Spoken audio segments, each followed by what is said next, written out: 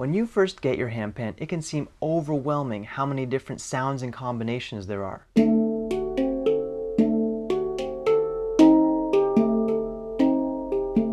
In today's lesson, I'm going to show you some different rhythmic combinations, how to work with a metronome, and how to really work with the scale of your instrument. Today I got my buddy Jerry's handpan. It's a PanArt original. It's in a D Hijaz scale, so I've spent a little bit of time with this instrument. What I do most of the time when I practice is I put on the metronome, sometimes slow, sometimes fast. I get a lot of fresh inspiration when I have that. I'm going to use the metronome online metronome just because I don't know where my little physical metronome is. What I'm trying to do is count the subdivisions in my head. So for every click I hear on the metronome, I'm counting 4 subbeats. 1 E and a, 1 E and a, 2 E and a, 3 E and a, 4 E and a. So see if you can hear those subdivisions as I'm playing.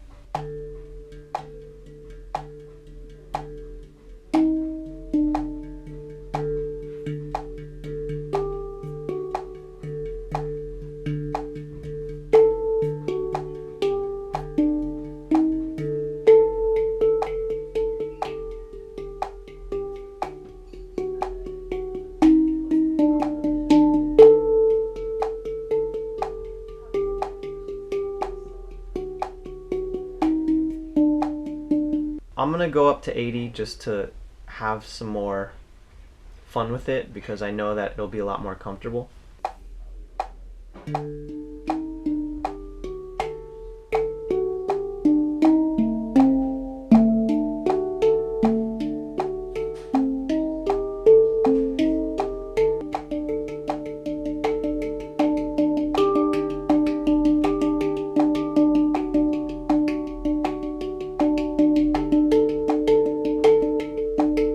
I got into paradiddles there, which is an essential rudiment for any hand percussion. So I'm going left, right, left, left, right, left, right, right.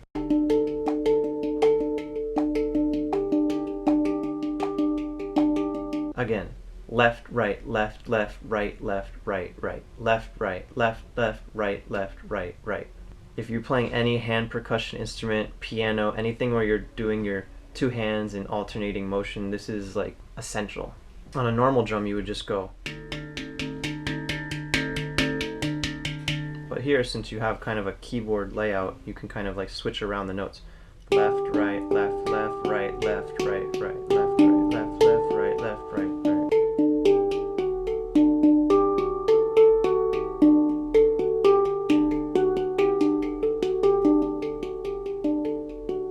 So much you can do. I mean, there's 40 drum rudiments. Everyone is just a basic rhythmic figure like that, that's left-right alternating. You take all of that, apply it to an instrument like this, piano, djembe, whatever your instrument is. I mean, you can even apply those principles to guitar, to wind instruments, just basic patterns. So I'll put a link down to the 40 drum rudiments in this video. Make sure to check that out. Let's go to a faster tempo. I'm going to try 100 beats per minute.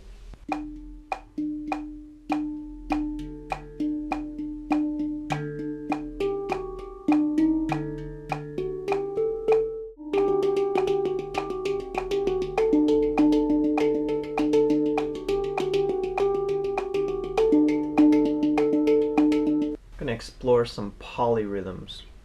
3 in the left, 2 in the right.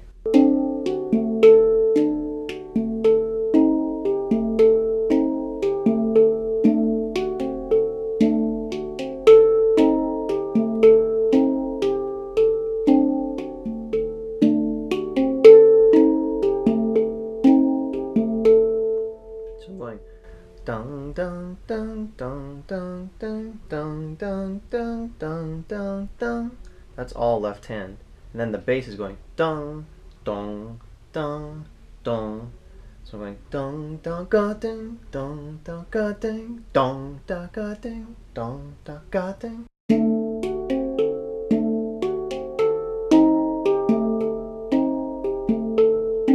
The scale on this instrument is so interesting. It's called Hijaz. From bottom to top, you have the root, the 5th, the 7th, flat 7, so this is like a dominant 7th here. Tonic, the 1 again, same as the root. The flat 2, which makes a very dissonant sound if you're not using it properly. So this is just a half step higher than this note. These two notes, you hear how they clash. It's because they're a half step apart. So basically when they're both resonating, a lot of tension created with this instrument. Then you have the major 3rd. Then you have the 4th and 5th. So from the top to bottom, 5, 4, 3, flat 2, 1, flat 7, 5, 1. From bottom to top, 1, 5, 7, 1, flat 2, 3, 4, 5. It's very strange. It's basically like a dominant scale with a flat 2. Dominant means like a 7 chord. So this technically would be D7, flat 2, or flat 9, because 9 is the extension, it's the higher octave. And though this is not the highest note on the pan, it is in the highest range. The highest note is here, but this flat 2 actually fits in. So we can call it a flat 9. So I would say that if you're going to write out a jazz chord for this pan, it would be D7, flat 9. If you get these 3 notes, you have 1, 3, 7 of the dominant chord.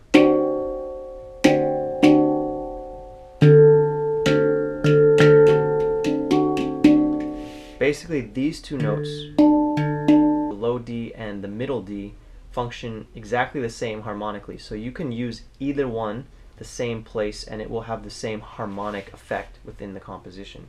This is true for all handpans and really all instruments. If you're going to use D high or D low, it might sound different sonically. You know, D would be better as a bass line, the low one, but harmonic function is exactly the same. So when I'm playing this instrument, I'm not really just thinking random notes. I could do that, but I'm really trying to create sequences that work harmonically, sequences that work in a nice scale run pattern.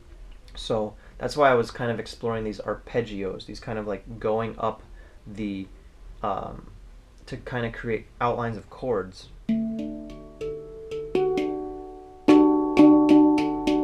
That's a major chord, and then you have this.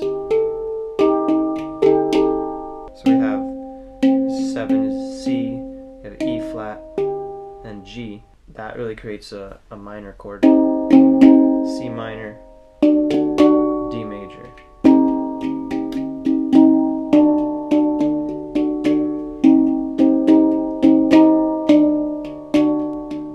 That's why if you're playing handpan, it's important to study music theory, because that will really give you a better understanding of how the notes work together in their different combinations and how you can kind of create more happening on a harmonic level.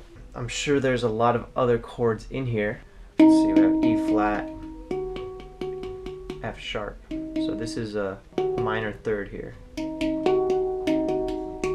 You could think of that as an E flat minor chord because you really only need 2 notes to make a chord, the root and the 3rd. That's enough to define it. So if I wanted to do E flat, it's here. Then D, G, so that could be a G5 chord.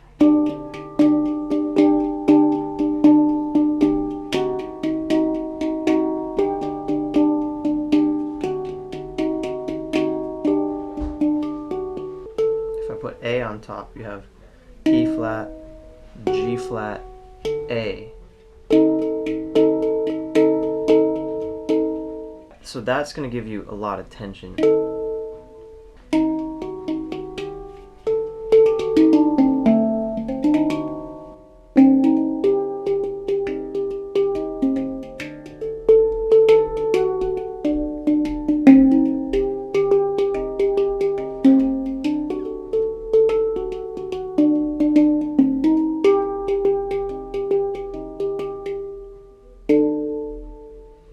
I'm AJ Block from Dig Project. Please subscribe to our YouTube channel, check out Dig Project on Facebook, and of course check out all the latest tutorials, world music news, and more at digproject.com. Thanks again.